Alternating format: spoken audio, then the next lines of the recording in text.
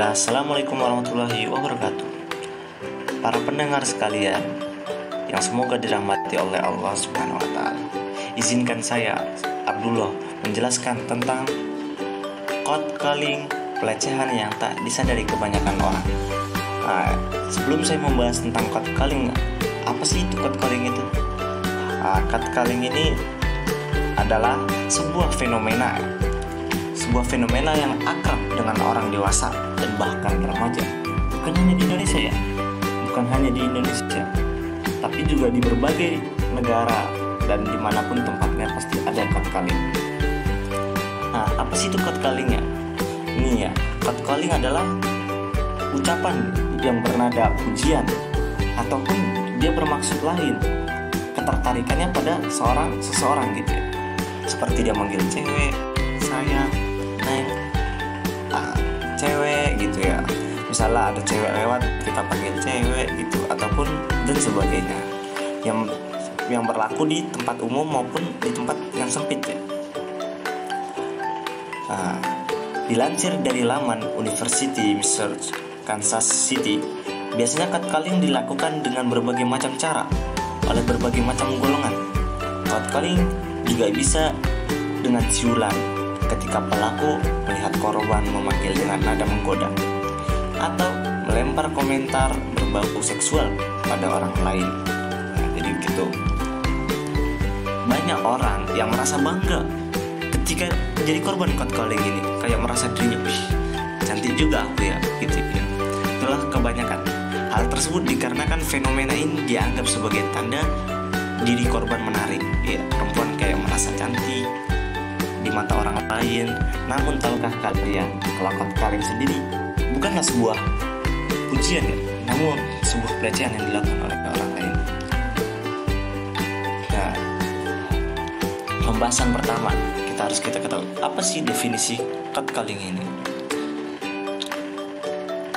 Dilansir dari Regents, ada beberapa tipe catcalling, namun ada dua yang paling sering dilakukan pelaku. Yang pertama, siulan dengan nada menggoda, dan yang kedua adalah pujian yang berbau seksual, dan itu mengandung unsur menggoda, dan pula ada yang menggoda. Jadi ketika seseorang itu siulan, jadi siulan ini bermakna menggoda, dan yang kedua adalah pujian yang berbau seksual, berarti dia pelecehan gitu ya. Biasanya terjadinya ini karena dia memakai biasanya pakaiannya yang mini, ataupun dia seorang perempuan yang jumlahnya sedikit dengan yang laki yang banyak gitu ya. Sejarah catcalling sendiri jauh dari ekspresi ketertarikan yang polos. Meski demikian, tak jarang perempuan beranggapan bahwa siulan tersebut adalah satu jenis pujian yang perlu diterima dengan baik ya. Namun tak jarang juga perempuan yang mengalami catcalling yang ditambah dengan komentar berbau seksual, dan hal tersebut sangatlah mengganggu dan membuat tidak nyaman ya. Ada yang bernada pujian yang berlebihan, ada juga yang bernada berbau-bau seksual, dan itu membuat tidak nyaman. Karena kenapa? Karena nggak semua orang bisa menerima bercandaan yang seperti itu. Kita lanjut ke pembahasan kedua yang berjudul tujuan seseorang melakukan catcalling. Siulan. Jadi catcalling ini, dalam studi lain, laki-laki yang melakukan jenis pelecehan melaporkan mereka hanya menarik perhatian, jadi kayak semacam caper. Dia caper kepada sang perempuan yang menimbulkan reaksi. Tujuan mereka melakukan hal tersebut bisa dibilang untuk mendapatkan interaksi dengan perempuan yang dianggap menarik. Jadi dia kayak caper gitu ke perempuan itu. Dia pengen kayak cewek itu ngelirik ke dia. Maka dia akan melakukan catcalling atau layaknya untuk mendapatkan perhatian. Itulah tujuannya. Lanjut ke pembahasan ketiga, yaitu sebab dan akibat catcalling. Kita harus mengetahui sebab dan akibat catcalling ini. Penyebab pelecehan seksual Jenis ini terjadi di Delhi. Jadi ini ada sebuah penelitian di Delhi. Penelitian tersebut memberikan beberapa alasan. Secara umum, Delhi dianggap sebagai kota yang tidak aman, penuh dengan kejahatan dan rentan terhadap kasus pelecehan seksual di jalanan. Jadi di India itu kan kayak, cobalah kita nonton film Bollywood gitu, pasti banyak yang diajarkan ya, mungkin diajarkan untuk melakukan 4 kali kayak siulan, nyanyi untuk menarik perhatian cewek itu dan sebagainya. Iya, mungkin di sana banyak terjadi seperti yang ada di film-film mereka sendiri gitu ya. Maka kota tersebut dianggap tidak aman ya, dengan kejahatan dan rentan terhadap kasus pelecehan seksual di jalanan daripada kota-kota lain di India. Akibat dari pelecehan tersebut dilakukan ada beragam yang dirasakan oleh perempuan akibatnya. Akibatnya bermacam-macam. Nah, dalam studi yang dilakukan oleh perempuan yang menjadi korban pelecehan menimbulkan reaksi yang beragam dan oleh korban. Yang pertama, ketika seseorang terus-menerus dilecehkan di tempat umum, hal tersebut bisa mengendalikan beberapa aspek kehidupan mereka, termasuk waktu perjalanan, pilihan pakaian, hingga berperilaku mereka di ruang publik. Maka mereka tuh membatasi gitu ya, membatasi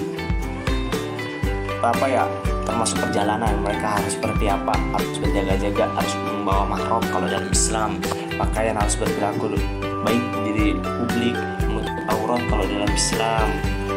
Kendati demikian, meski perempuan menjadi objek pelecehan seksual, kerap menyalahkan diri sendiri. Ya, mereka biasanya kalau habis dilecehkan itu mereka nyalahin diri sendiri, apa? Karena pakaiannya, karena mungkin capernya atau lenggak-lenggoknya ataupun dan sebagainya. Namun tak ada dari mereka yang mengaitkan pelecehan seksual yang didapatkan dengan pakaian yang dikenakan atau kan.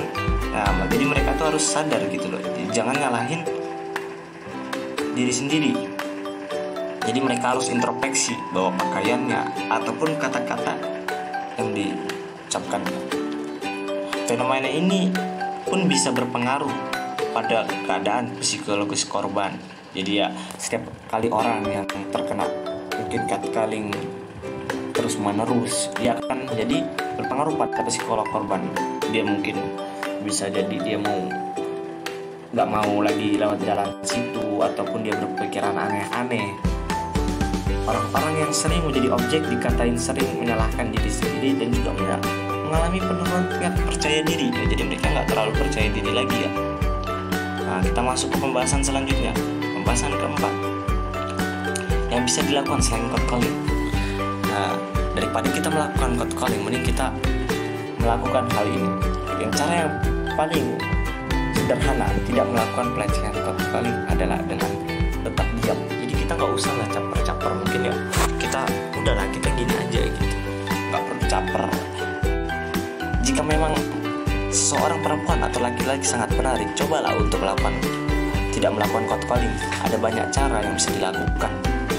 Ini untuk berkenalan aja, kenalan biasa, atau memberitahu bahwa mereka sangat menarik. Kalau dalam Islam, ya mungkin lamaran atau minang atau melakukan ta'aruf. Ya, Islam membatasi hal-hal tersebut. Ketika perempuan harus menjaga pakaiannya, tabarruj, menghindari tabarruj dan berpakaian menutup aurat, dan perempuan tidak boleh melembutkan suaranya. Islam membatasi itu semua. Perempuan tidak boleh bepergian jauh tanpa mahram. Perempuan tidak boleh banyak berkeliaran di luar rumah. Perempuan harus menundukkan pandangannya ketika di hadapan lawan jenis. Islam mengatur itu semua dengan baik. Ketika kita mengambil jalan itu, maka pasti akan membuahkan hasil yang baik. Tapi ketika kita meninggalkan hal tersebut, maka hal buruk akan terjadi. Begitupun juga laki-laki tidak boleh istihab, tidak boleh memandang selain mahramnya, berlebihan selain mahramnya, dan tidak boleh menyakiti perempuan dan sebagainya. Islam telah mengatur semua hal tersebut, dan Islam mengajarkan hal-hal dari hal yang kecil hingga hal yang besar dalam kehidupan kita.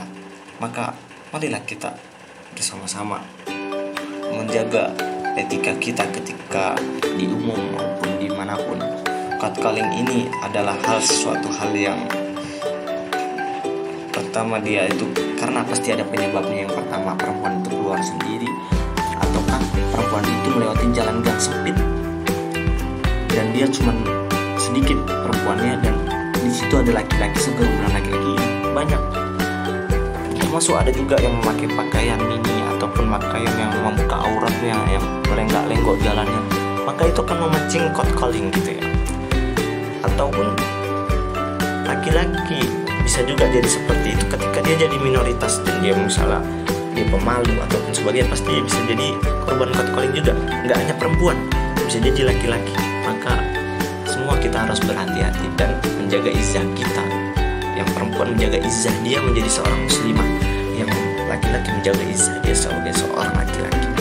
Mungkin itu saja yang bisa saya sampaikan, kurang lebihnya mohon maaf.